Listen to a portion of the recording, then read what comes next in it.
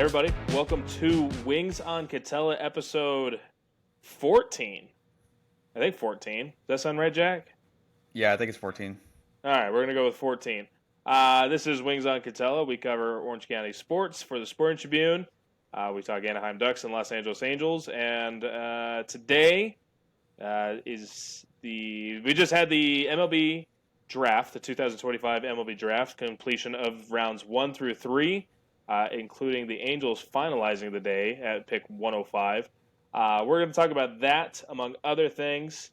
Just the two of us tonight, Jack and myself, Taylor Blake Ward. You can follow Jack on social media at JackJanes_. Jack, how are you doing, pal? It's been a day, to say the least.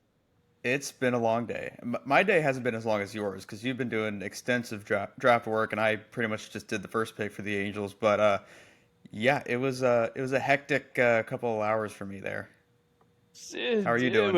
It was long altogether, man. I'm not going to compare apples to apples. It's a long day, and it's going to be a long day tomorrow.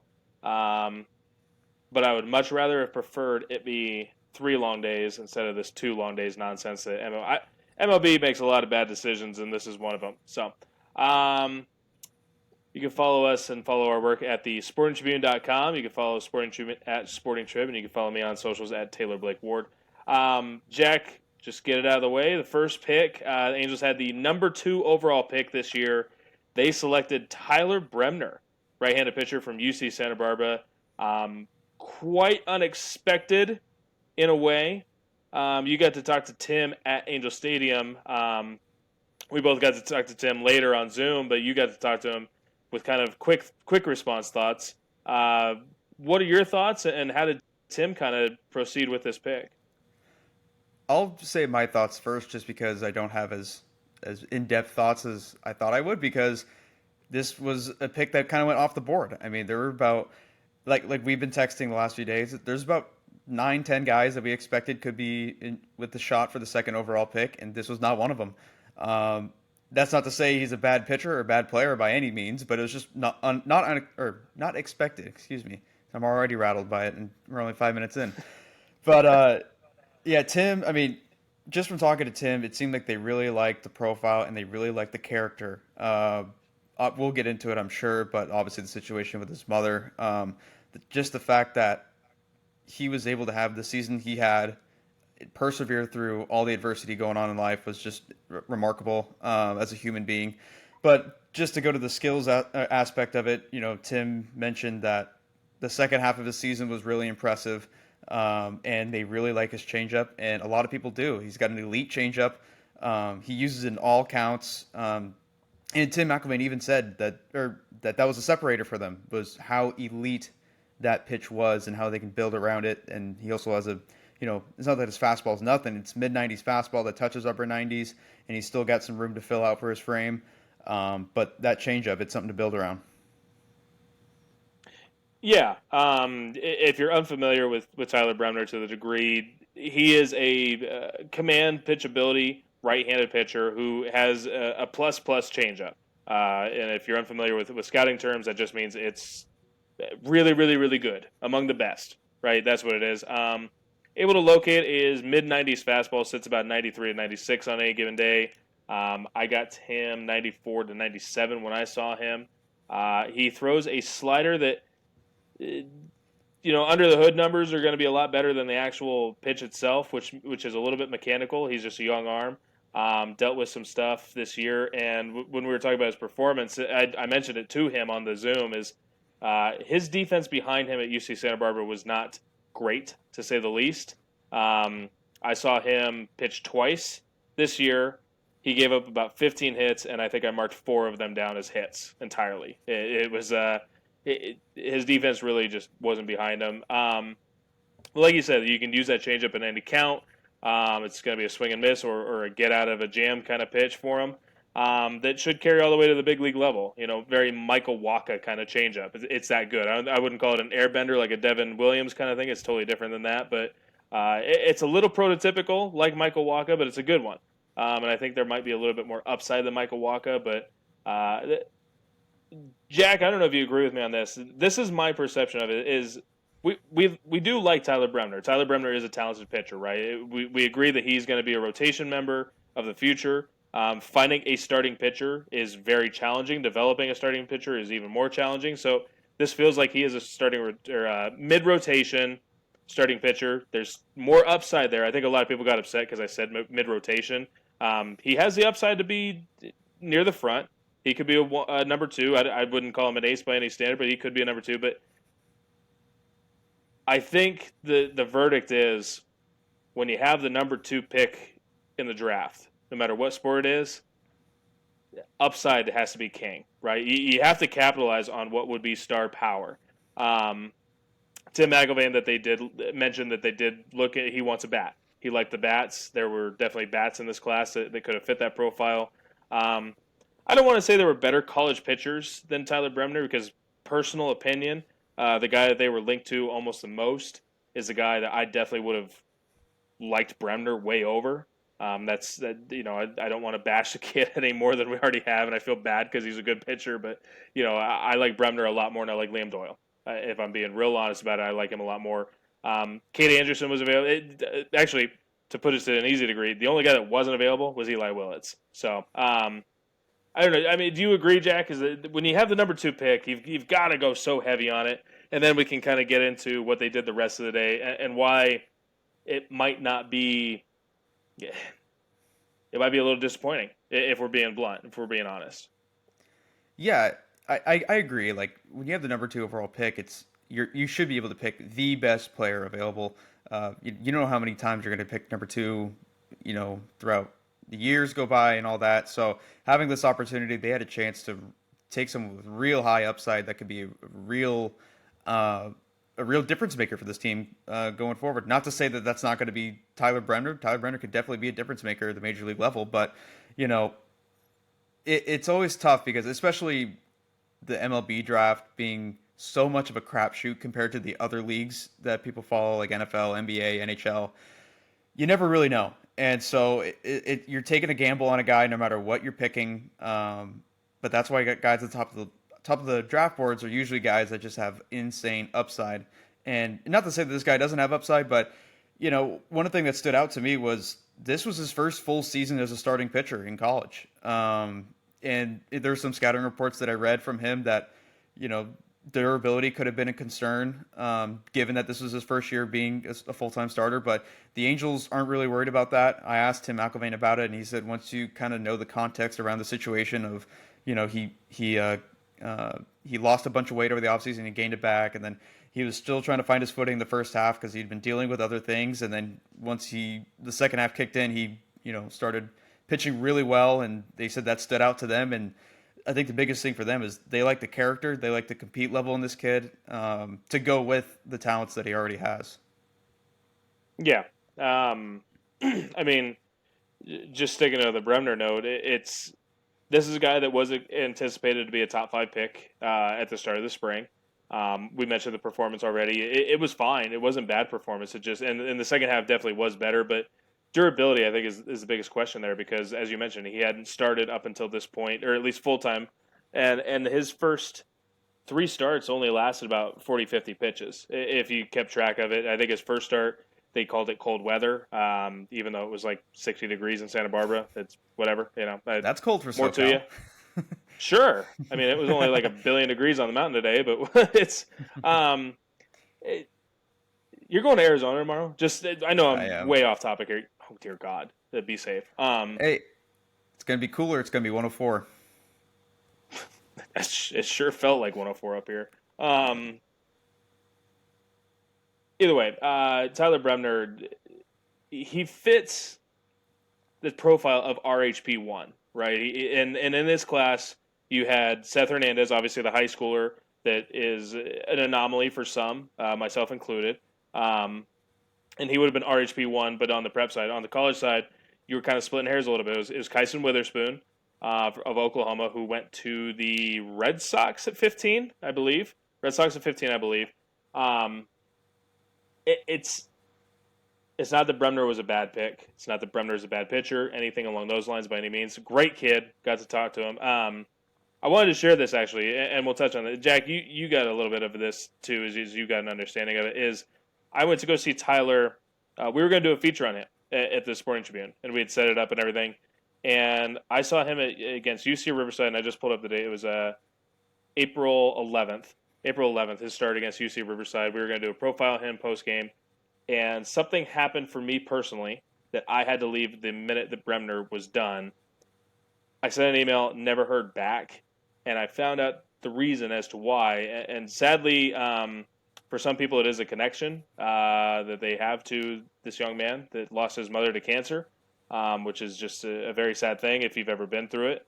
But Tyler took it in a different way. He took it in a different way, very encouraging way. Jack, can you kind of share that? I mean, it's just very, just really cool to see Tyler react the way that he did when he was talking about it. Yeah, I'm pulling up his full quote so I don't misquote him, and I want to do him justice. Obviously, it was even mentioned in the initial Zoom with Tyler, battling or balancing in your head the situation with his mom, playing competitive baseball, staying on top of your academics. That could take a huge toll on a kid. He's just 21 years Jack, old. just to give this a little more clarity, Tyler lost his mother about a month ago to cancer. Don't know the type of cancer. I remember him saying which, but just like you said, 21-year-old who just lost his mother to cancer, which is it was breast cancer. It was breast cancer. Yeah, and Tim McElvain actually said that they did the celebration of life just last week. So still very fresh for their family. Very. So we were talking to him about it and how he kind of pushed through the season. He mentioned that the second half, when he started to take off on the mound, that's when his mother started to get worse. And he said, let me find the quote, that he said that he, or here we go. He goes, "Funny enough, as she got worse, that's when I got stronger on the field.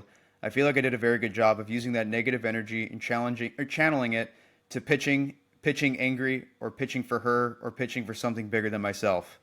Just having that mindset of a 21-year-old, it could be very easy for him to just kind of shut down, and understandably so. I can't imagine being in that situation. So the fact that he used that for good just speaks to the character that he is. Yeah, just blown away by the kid. I lost my mom. I was late 20s. I can't remember how old I was. It was 2019, whatever that was. But 21 years old. I just just blown away. Blows my mind. So good on Tyler. Easy guy to root for. Easy guy to want to have him be a success, and also a local guy for the Angels. He's from the San Diego area. Obviously pitched up in Santa Barbara, but still local to Southern California. Switching gears a little bit, Jack, second round pick with Tyler Brener, and you mentioned that, I think you said that Tim did not identify that they were going to under slot with Tyler, which they're going to. They're not going to give him $10.23 million. They're not. He is guaranteed $7.7 million, or around that, because that is 75% of the bonus pool for the second overall pick, and he did turn in his medical at the MLB Draft Combine, which, if you don't know what I'm talking about, we have the mock draft up. You can kind of get a quick explanation on that. Second round, you're expecting Brener to go underslot by a notable amount. So you're kind of expecting second, third, fourth pick, and we're going to start with the second pick, to be someone that you're going to spend notable money on. And they took Chase Shores, very, very high octane arm that very much profiles as a reliever at the pro level. Angels are going to try and start him to some degree, it sounds like. Once he gets in the hands of Perry Minasian and pro ball. I think he's going to be a quick-moving reliever, the very prototypical Angels pick. But Chase Shores, it just felt like I was still waiting. There's a certain term that we use in our group chat with Wings and Katella that I won't say because Swear Jar is not present. But it was there were moments where it was like, okay, I got to wait, see what's happening before any big big feeling or expression of how I feel about this, and then it was Chase Shores. And I'm not trying to bash Chase Shores. We're gonna have to cover him now. It seems like a great kid, nothing against him, but it was just like, man, that's a letdown. It felt like a letdown. How did you feel? Yeah, it was. Like you said, he's got a high octane fastball that runs up to upper 90s, can touch triple digits. But when you look at the profile and the fact that he's kind of been more of a reliever in college, and they're trying to make him a starter, that usually doesn't really work out well. He's a big kid. He's 6'8". MLB Pipeline has him at 245. I've seen other places put him at 255. So big kid. He had Tommy John in 2023. He regained his velocity this spring, but he struggled with consistency. And his fastball, I mean, for as fast as it goes, it doesn't really generate a ton of whiffs. It's got less arm side runs since it's Tommy John. But yeah, I mean, it's like you said, it's just kind of like you're waiting for something bigger, and it was just kind of like, you got a big pitcher instead of a bigger name in some ways. Yeah, I mean, no doubt, sinker slider combination. It's special talent that's going to be in the big leagues, and that's what you're trying to attain is big leaguers, right? You want big leaguers. That's the goal of acquiring amateur talent, but you're waiting for that something more, and this was just not that something more. And I'm not saying it had to be a $5 million, $4 million overslot prep player by any means, but I look at some of the guys that they got drafted around this range, and I'm going to try and compare apples to apples, right? Because you can't sit there and say, but it's like there were guys taken in this range that have starter projection, and respectfully, I think starter projection upside is way more valuable than relief at projection. Now, Angels are playing it safe. I think it's been very well noted that the Angels are going to play a little bit more conservatively. Their risk is going to be that they take big leaguers, even if the big leaguers don't have the impact that some of the other guys do.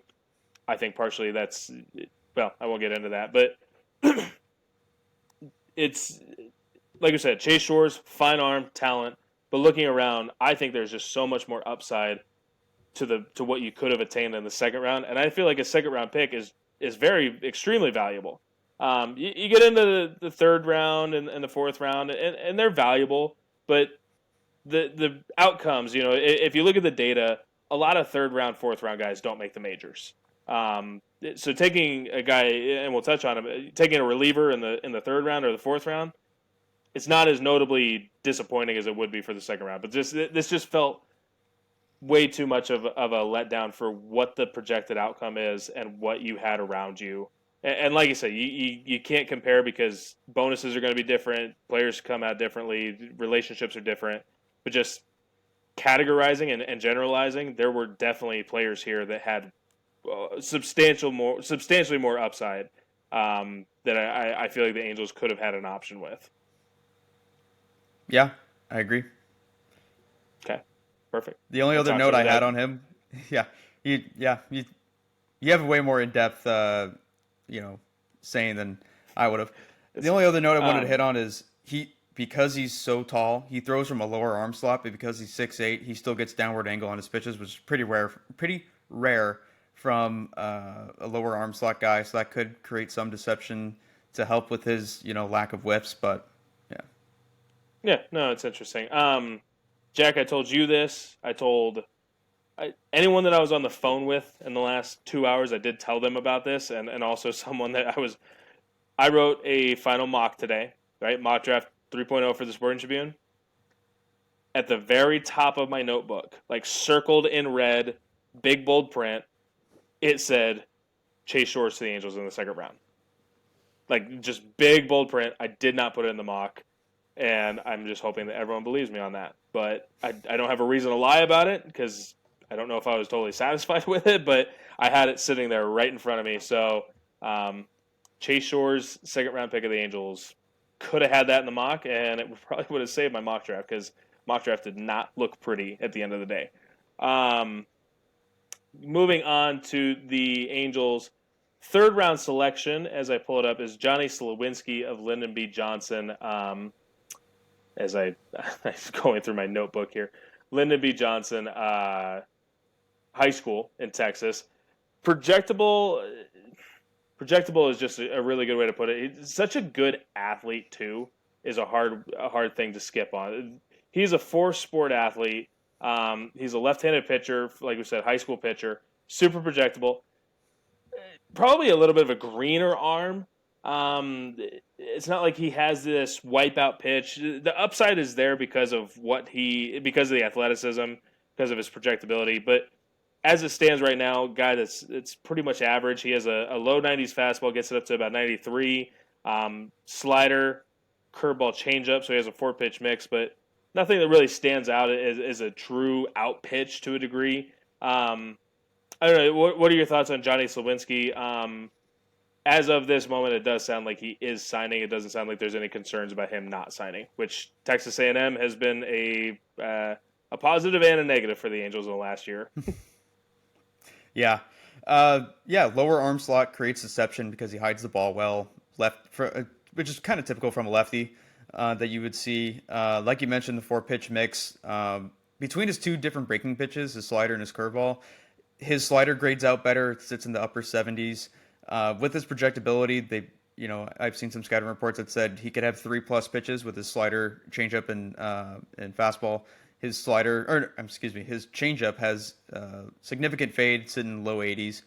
And like you said, pitchability. He's a polished pitcher, commands strike zone pretty well. So he looks like he's got pretty good upside from a high schooler. And 6'3", 180, he's got some frame to fill out as well. I was going to say,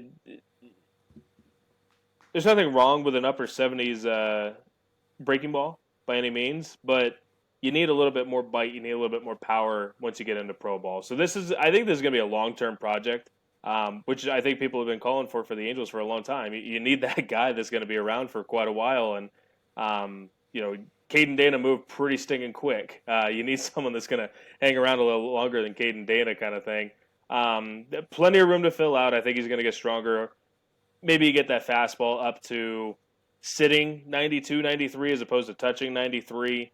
You get that breaking ball a little bit more bite. You get a little more snap. He is going to be a long-term project. I love athletes. I love guys that play multiple sports. He played 4. He was a football, basketball, baseball, and I think he ran track too. So just that's going to give you durability. It's going to give you flexibility. I think that this is a great pick. Not going to go out there claim he's the best pick of the day or a top prospect in this organization because there's so much time between what the final outcome is going to be. But he's an exciting one. Last pick of the day altogether in the draft was Nate Sneed, Angels' last pick as well. Right-handed relief pitcher for Tennessee. Kind of, if you go back to what Ben Joyce was at Tennessee, kind of filled that same role, just a leverage arm. He moved around a little bit in the bullpen. It wasn't like he was a strict closer or anything, but he did close out some games. Jack, what are your thoughts on Nate Sneed? And kind of going back to Chase Shores, Tim McIlvain said that there is a chance that these guys might start in development. Yeah, you just look at his profile. Fastball 95 to 97, touches triple digits. It's got more power than it does have life. It's got more sink than carry. So if he doesn't locate it well, it's going to get hit around. And his cutter is the same way. Low 90s, similar. Doesn't have a ton of life, so it could get hit if he doesn't leave it in the zone. And being a college guy, he's more filled out. 6'2", 212. He was Tennessee's closer on the way to winning a national championship in 2024. He's got a 5-pitch mix. Of those that are going to be projectable to be plus pitches in pro ball is up for debate. And with the upper 90s fastball, he also has fringy command.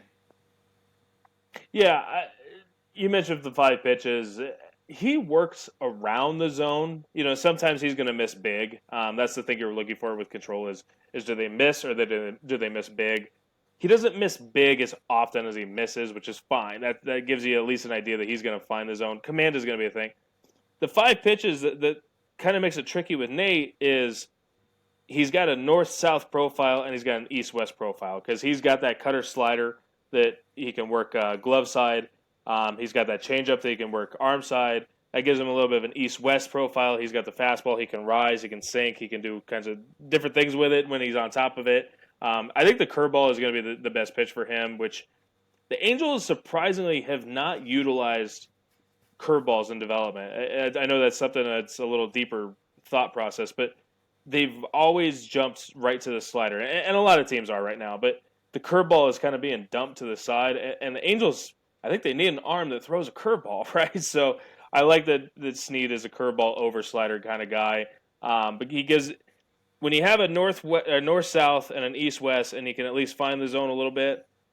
You don't throw away that as a potential starter profile. The problem with Nate, he's never been durable enough to do it, and he's been placed in these different roles. The other thing, I think everyone and their mother knew that the Angels were at least going to explore taking a Tennessee arm. It's just I think everyone thought it was A.J. Russell, Marcus Phillips. Nate Sneed was definitely on the board somewhere, and obviously got picked here in the last pick of the third round. But they're so fastball dominant at Tennessee. And I think Tony Vitello is incredible. I know he's a polarizing figure in college baseball, but I think he's incredible. But you can get away with throwing a fastball a lot of the time at Tennessee and in the SEC. Once you get into pro ball, you've got to move off of it.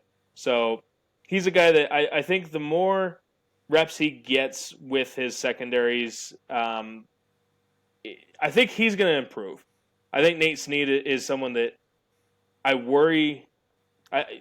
Was I talking to you about this, Jack? I worry a little bit with the Angels because of how quick the organization moves players, that they just don't get the proper development. I'm not saying that they have a bad development system, which sometimes they do, sometimes they don't. Every player is independent of each other. But Nate Sneed seems like a guy that he's probably a reliever. I'm not going to sit here and pretend he's going to be a starter in the long run. But this is a guy that with development, I think is only going to get significantly better. And I worry that he's in the big league bullpen next year when he should be in the Rocket City bullpen next year or Tri-City Dust Devils, wherever he ends up.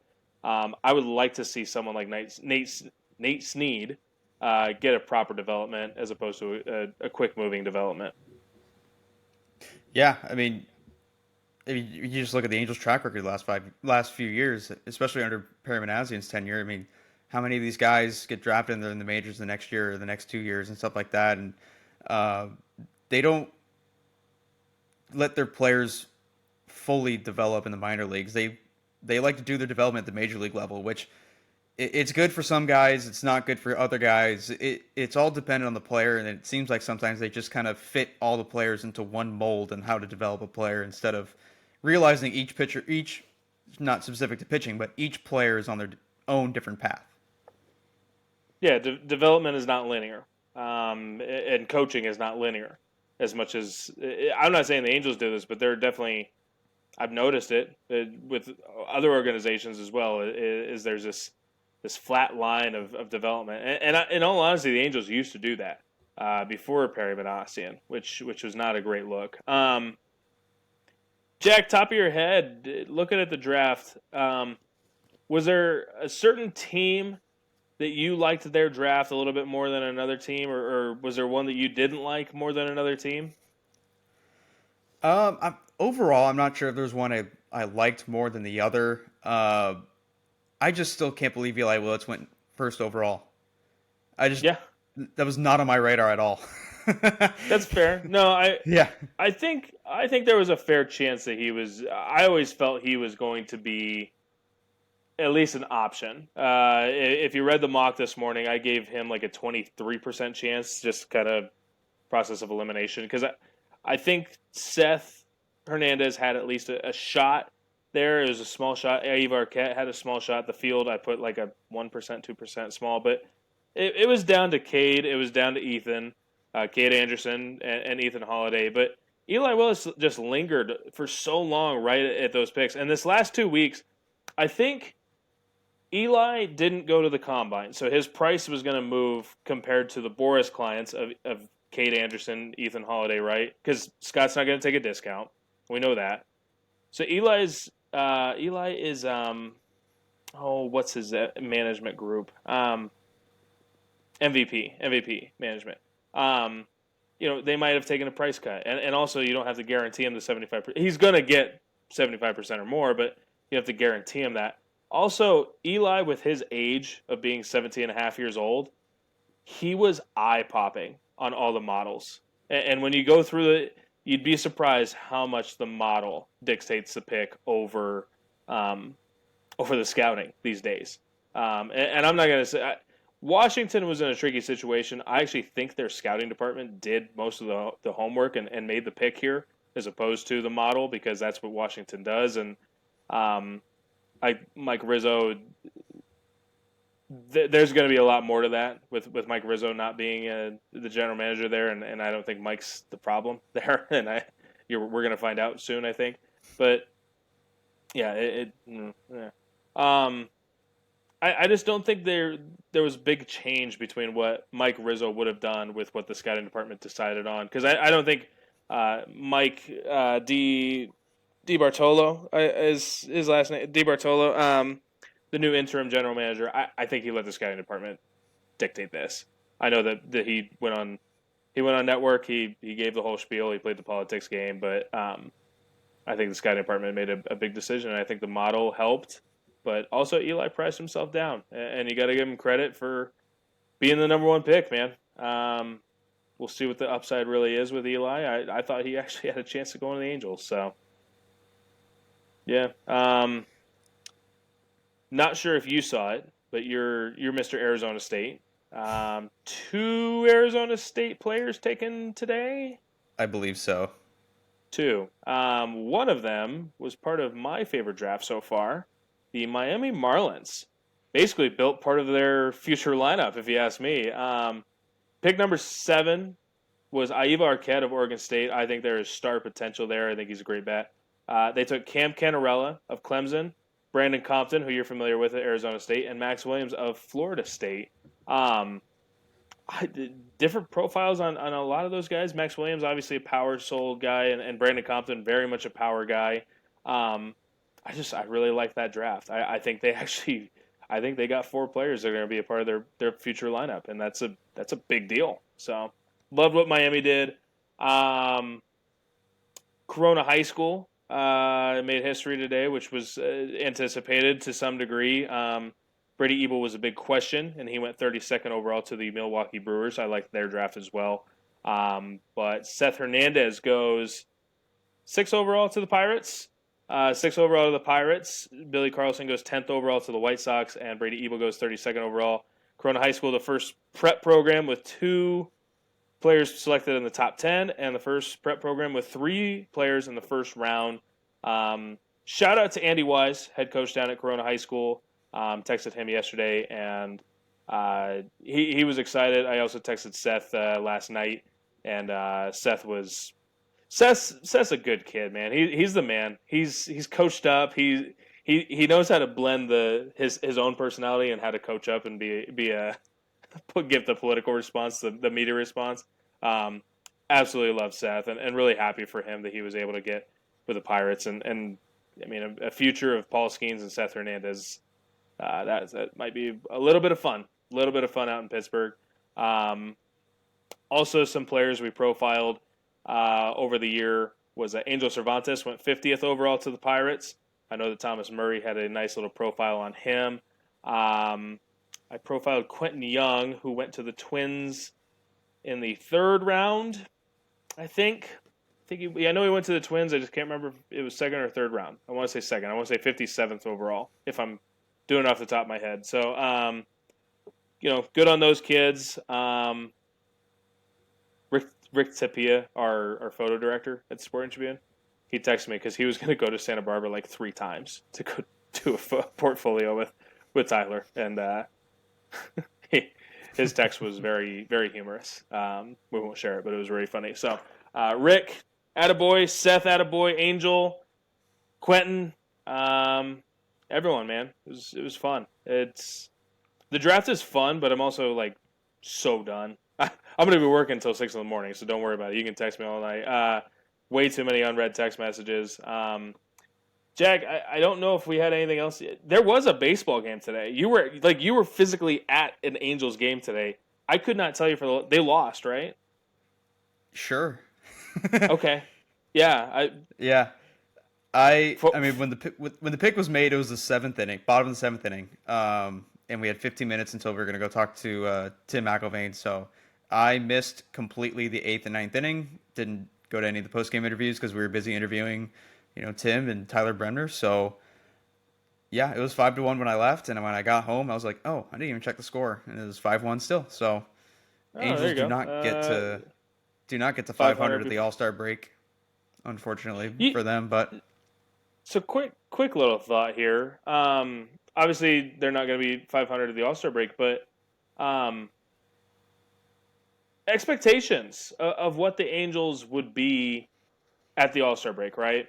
Did you have them at 47 and 49? I mean, I'm not saying no one's going to claim they're a playoff baseball team at all, but I think 47 and 49 is at least a place you can be reasonably happy with where the Angels are in their not rebuild.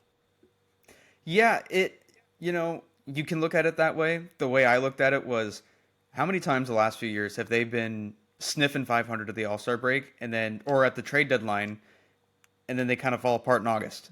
You know, especially 2023 pops into my mind when they were 3 games out of a wild card spot. They bought at the deadline. They got Giolito. They got Renato Lopez. Yeah, All those guys, and then they immediately trade went away on a the top six of the game, farm. and they immediately went on a 6 game losing streak right out of the deadline. So, am I surprised that they're 2 games under 500 at the All Star break? Not necessarily. Am I expecting them to be 500 by the end of the year? I'm not sure. I need to see them get through August. August is going to be, Yeah, well, the end of July is really going to be the big test because they start off the second half with a road trip to Philadelphia and to the New York Mets. That's going to be tough for them. So they're going to have a tough stretch of games coming up. This is where they kind of they have a chance to sink or swim kind of for themselves. yeah, it's a bit of a make or break. I mean, I don't think they were a playoff team to start with, but No. so make or break point isn't really the right word. But I don't know. I'm surprised, and I know that you projected them at like 72, 73 wins, something like that. 75. 75, and I had them 75 too. So they're kind of on pace, and I don't know how confident I was that they were going to win 75 games. It was more of like, this is the vibe on paper kind of thing. And now I'm sitting there, I'm like, yeah, they might win 75 games. They might win 76 or 77 even. Let's get bold. Let's go wild, So The biggest thing for them is that they've stayed relatively healthy for Angels standards. yeah, You know, very much so. the rotation thing, it's been a big thing all year. They've only had 5 starters in the rotation all year long until they optioned Jack Kohanowitz, and that wasn't even because of an injury. Trout went on the IL for a little bit, Soler went on the IL for a little bit, Moncada's been in and out of the IL, but I think overall they've had a pretty decent bill of health considering what they've done in the past few years with their injury woes. And that's a huge part of why they're still kicking around 500. I was going to say that their bullpen's a little banged up, but I don't think their bullpen's been the reason that I wouldn't blame their bullpen for losing games all that much. You could argue their bullpen's been their best facet of the game the last month. That's reasonable. I think it's absolutely reasonable. I think of Ben Joyce, which sucks because I hope he returns and he's still throwing the bullets that he has. But I'm worried that the bullets are gone. And obviously Robert Stevenson. Kind of a real tricky situation there. Jack, we came on to talk about the draft. It's late at night. We're probably going to get Thomas is probably going to send this out in the morning. Thomas Murray was going to join us, but he had a few things he had to run out here late at night. So Thomas is going to edit this down real quick and throw it out in the morning. So you won't have this on the 13th. You'll have it on the 14th. And Jack, any thoughts? Anything I missed here? Anything? This isn't super noteworthy, but I will say, Angels fans are not going to like seeing Jamie Arnold in Sacramento for years to come. No, that might be a problem. Well, I don't think they're going to. If you listen to this podcast, I've been very high on Jamie Arnold throughout this draft season. I think he's going to be a great pitcher in the big leagues, and he might haunt the Angels as long as he's an A. I'm going to add I'm gonna add Jacob Wilson and Nick Kurtz to that mix too, but so be Well, it. yeah. Yeah, because those guys are bad. um, I was just talking about um, this draft. Yeah. I know. No, I think that's a wrap. You're not on draft duty tomorrow? You're on. You're driving to Arizona. I'm driving. So Thomas is on draft duty. Thomas is on draft duty for Angel stuff. Silas Bravo on Padres and Jack Hazlitt on Dodgers. I'm gonna have some stuff on the site for all three of those teams to some degree on that, and Angels included. So you can check that at www.thesportingtribune.com. And I think we're gonna close it out. I guess we can go to weekend plans like we usually do. If you got anything this week, you got anything other than going to Sunday Arizona? night. Yeah. So yeah, I got a busy week. My monthly checkup on my apartment in Arizona. See some friends while I'm out there for a couple days. Come back, and then Friday I leave for Reno, Nevada. My girlfriend's side of the family's from Reno, and once a summer they go up and hang out for a few days. So I'll be leaving Friday, coming back Tuesday. Like What do you I got said, going man, on? every Friday or Saturday, I when I know. ask you what you got going on, I'm going to Vegas, going on a cruise, This summer going to is the bar. nuts. I don't know. I Yeah. I promise you, my summers have been so filled with just playing baseball, and then since I've stopped, my family's like, "Oh, now we can do stuff." Yeah. My week's loaded. I'm writing. Might go see a movie on Tuesday night. Maybe. I don't know. TBD on that one. The F1, It's more of a which one? the F1 movie. Uh, Splitting hairs. I think somebody wants to go see Superman, which I would Mm, prefer to go see F1. Not opposed to Superman, just not my gig. It looks yeah. okay. I still haven't seen the new Jurassic Park, which is bad for me because I'm obsessive.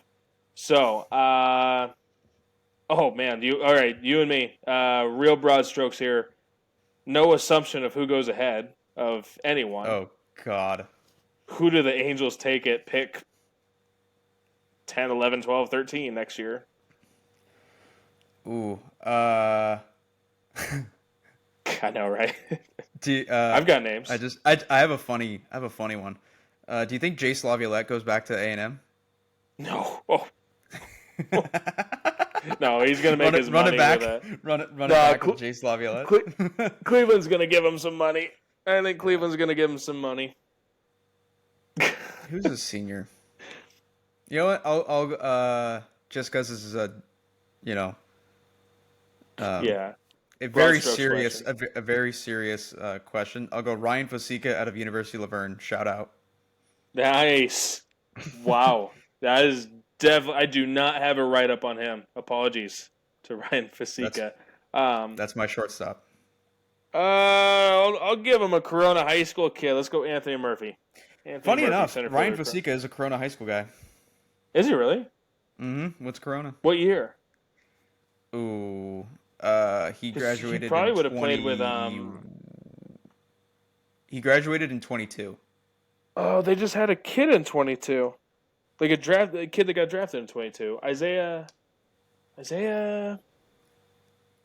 All I know is Oh he was a man, freshman when I was a senior at Laverne. So we are not finished. We are not leaving this podcast until I figure out who that was. Isaiah. Well, it's not even going to be an Isaiah. Corona High School 22. So he would have played with. Well, there's a few people that played there that year. Well, he would have played with Isaiah Green, 2020. He also would have played with Josh Springer and Ethan Scheifelbein because they they got drafted last, so they would have been sophomores, and Josh Springer was there all 4 years. So he played with three guys that went to Pro Ball. Signed for doesn't a that mean he played with combined. Evil? No, Ebel went to Etowanda as freshman year. I think. Oh, okay. I think Ebel went to Seth was there all 4 years. Billy was there all 4 years. So maybe he probably No, would have played with Seth those was guys if they were homeschooled the freshmen. first year. Seth was That's homeschooled right. the first 2 years, Billy was or there all three, 4 years. technically. Billy made varsity as a freshman, I think. but he wouldn't have played. So I don't know if he would have played with him, but he would have been on the team. And then, so without getting into the whole Billy thing and how much he made, your buddy at Laverne played with like almost $3 million worth of bonuses. Yeah, pretty close to $2.85 million in bonuses. And his teammates. And a priceless clubhouse glue guy in Jack Janes. Oh yeah, and whatever Billy signs for, so probably throw an extra $7-8 million on top of that. I wouldn't mind that. I think that's gonna close it out, man. Like we're done. Last thoughts? You good? Anything? If you're still listening to this point, more power to you. Yeah, us ramble about my. Someone's gonna pop in on the morning, Division man. 3. Yeah. Someone's gonna pop in on the morning. All right. On that note, piece of paper, blah blah blah. We'll fake it. For Wings on Katella, I am Taylor Blake Ward. Have an awesome week, guys. Enjoy the rest of the draft.